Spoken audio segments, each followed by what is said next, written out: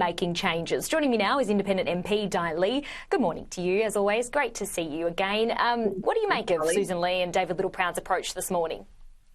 Look, it sounds really great, doesn't it, when political leaders sit and talk about this motherhood statements of saying, you know, we're going to listen to the people and all that stuff. Can I suggest that I think they need to stop listening to advisors who are stuck in their little bubble somewhere, either in Macquarie or in CBDs, and actually go out and actually get on the ground and listen and actually talk to communities outside of CBDs. I mean, you know, Susan Lee's from the region, so she should be able to do that. And so is David Littleproud. So I think instead of just talking about it, I want to actually, I'm sure people want to see them out on the ground and actually engaging and not, you know, sit in the comfort of their offices and policy, you know, surrounded by policy makers who actually have not had that lived experience and who have not seen the results or seen the results, but don't understand the outcome of the election results. So I think get out there, every single one of them, get out into the street, get out into the ground, get out into out of the comfort zone and actually start engaging. Well, yeah, it's more about actions, not words, right? And it's important to note that, yes, everyone can make mistakes and you learn from those mistakes. That's, you know, but we need a healthy opposition. That's part of a good democracy. Do you think they're as united as they're coming across this morning? Oh, Holly, look, it's very hard to comment on that because obviously I'm not part of the party system. But, you know, we know how political leaders do say they are coming together united, but then what's happening behind the scenes, behind the closed doors, we don't really know. All I can say is be true, be genuine and be authentic in what you say and what you do. You actually have to walk the talk and not, you know, running from scripts and from talking points that most political officers do provide. So I think just have a genuine engagement and be different and be a strong opposition and make that happen so that people can build that trust again in our political process as well.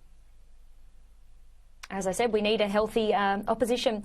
OK, let's get to what you were meant to come on to talk with us about today, income tax. I mean, it's reaching record highs at the moment. There are calls for growing a bold GST overhaul at the moment, raising the rate essentially, broadening its base and then rethinking federal-state roles in funding services. What do you make of all this? Is this a good move? How will it impact people? How do you get the balance right? Look, I think that, first of all, can I say I'm not a GST expert or economist, but can I say as a layman person, we know that the biggest tax that the revenue that the government collect or the ATO collects is from middle to low to middle income, that is the PAYG. They carry the biggest burden in terms of tax, you know, paying tax to the Commonwealth. I think GST is around 12 to 14%, but the PAYG is about 45 to 50%. That's my understanding. So there's an uneven, like, skewed there whereby people who are working hardest that are propping up our economy. So I think we certainly need a conversation around a tax reform, and let's not shy away from that.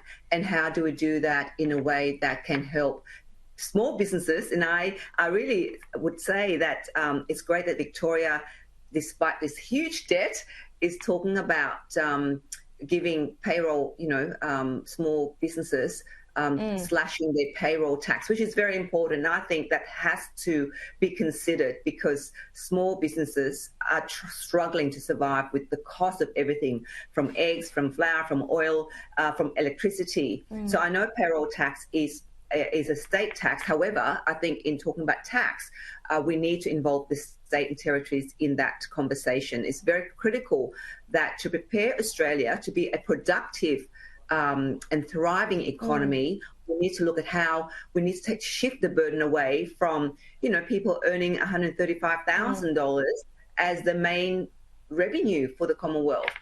So we just need to look at a way where there's a fair tax system. And another thing that I've been talking about is our income tax threshold, which has been since I think 2012 at 18,200. Now, with everything has gone up, what should we do about the income tax threshold? Because we're not buying more with the money that we earn because of the income tax threshold, which is still so low. So there's a lot of things to discuss, and I think I call for a calm conversation around the tax reform, and I think it's a good time. The Labor Party can do it. Yep. Any conversation is good. And on that payroll tax-free threshold in Victoria you were just talking about, I mean, it was actually small businesses that missed out on that because the threshold went from 900,000 to $1 million. Most small businesses don't pay that in wages anyway. So it was actually small businesses that missed out, and mainly the larger businesses that benefited from that. But, I mean, any economic assistance is welcome, of course, but there really does need to be a lot more support for small businesses. Dai Le, we'll leave it there for this morning. Thank you.